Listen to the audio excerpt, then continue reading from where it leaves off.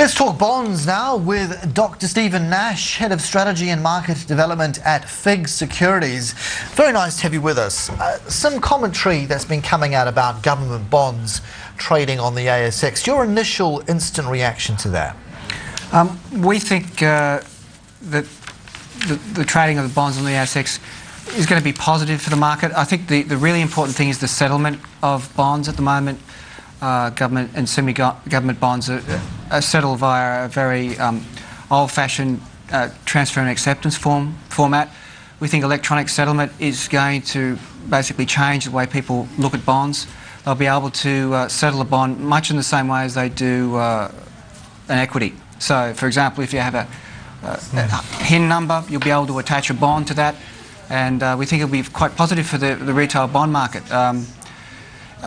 It'll enable direct ownership. But is there the understanding, is there the education in the market at the moment? This is the concern that's beginning to arise, that if you get rid of your holding before maturity, you're not guaranteed to gain in this environment. For all the talk of safe as houses with going into government bonds, there are certain strategies to employ, and if you don't follow them, you're up the creek.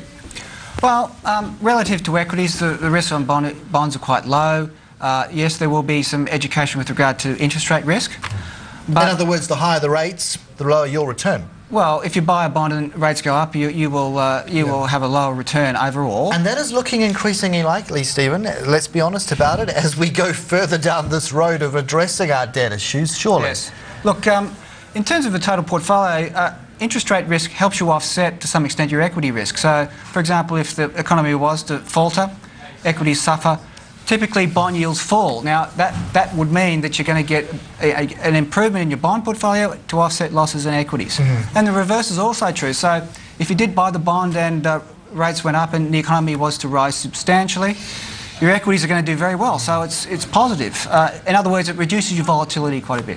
What about the volatility in the banking space out of all of this? People are talking about the idea of individuals, investors, taking their money out of term deposit, going into this environment and leaving the banks without that critical lifeblood, that is the deposit base. Well, we think there will be some, I suppose, leakage out of term deposits into government bonds. How much is some? It's very difficult to, how long's a piece of string? It's very difficult to say. However, there could be some leakage out of possibly equities as well. So, well, put it this way, if you can get, if you can be earning what, what could you be in to get on an annualised basis in bonds in this market, would you say? It's an interesting, it depends on the term that you go. The longer you go, the more, the curve's very steep at the moment. 5.5 for, say, a 10-year government bond, but up, getting towards 6% for a semi-government, that's pretty attractive. If you look at, say, A-rated A-REITs, as they call them now, the old LPTs, 5 years, you could be getting about 10%. Now, that's pretty attractive for people, I would have thought. OK, there's risks. There is high risk. There's risks, but there's also, you're in a lot better position in a bond than you are than in equity. So we think it's very attractive. Practically, what has to be done now to make this go from proposition to an actual reality? Well, the ASX at the moment have to get changes in some of the licensing agreements that will allow them, and other things that will allow them to settle government and semi-government bonds through through their system. They have to apply, and there's no guarantee that they will get it through. However, we anticipate that there shouldn't be a problem with that. The ASX are being very careful with regard to, they're not saying it's a foregone conclusion, and it's not. Right. But we think that it just makes sense. It makes sense that people should have the option of, going into a bond fund or buying bonds directly. They should have the option. So we think that's basically an eventuality. What options face the state of California right now? Its debt crisis has really ballooned out. We can't underestimate the importance of that state to the overall growth in the United States. Where are we at? Okay, well, I think with regard to federal government issuance, as you know, it's gone up a lot.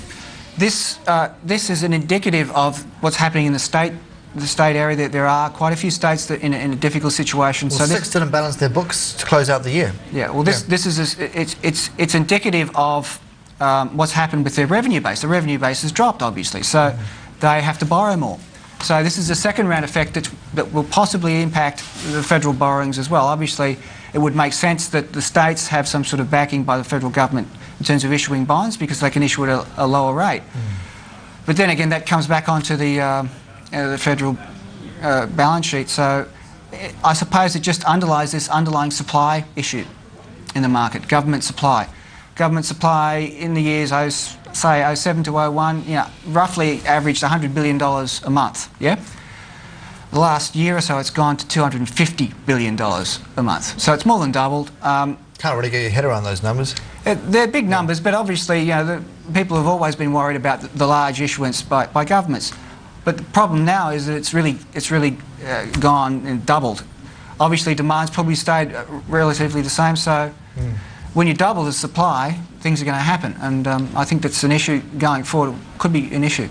With yields blowing out? With yields, yes. Okay. If you look forward and you use some of the IMF data, you can back out what the issuance will be out to 2014. And it appears as though the current issuance level will be maintained through that period. If you look at some of the scenarios the IMF considered in March of lower growth, there's two of those that they considered, issuance even goes further up. So there could be an issue, not with regard to the Australian government, but more advanced G20 countries with regard to how do they fix this issue of supply? What are there demand issues that they could address? Are there policy issues there that they could think about? Particularly as a percentage of GDP. I mean, and yes. I guess that's why you're distinguishing Australia from, say, the likes of Germany and the United Kingdom, for instance. Yeah. Can you just briefly, can we look at iTraxx and can you just walk me through the latest print on this? If we bring up the chart and have a look and see what is going on. With that sort of taking a turn south and then heading upwards and now just sort of troughing off, what, as a level there, just under 200, how comfortable are you with that? At the moment, it's, we've had a lot of allocation back into credit markets. The credit markets are functioning again. And an indication of that would be the recent Bank of Queensland issue. 3 years, oversubscribed, quite a large issue. Those things just weren't happening a few months ago. So the allocation back to credit is there. Obviously, that's reflected in spreads. So the demand side's come back. Value isn't as good as it has been. Still, spreads could be argued to be a little bit expensive right now. Yeah, I'd probably agree with that. Dr. Stephen Nash, we'll see you next time. Thank you for coming in from Fix Securities. Thank you. Appreciate it. Bye.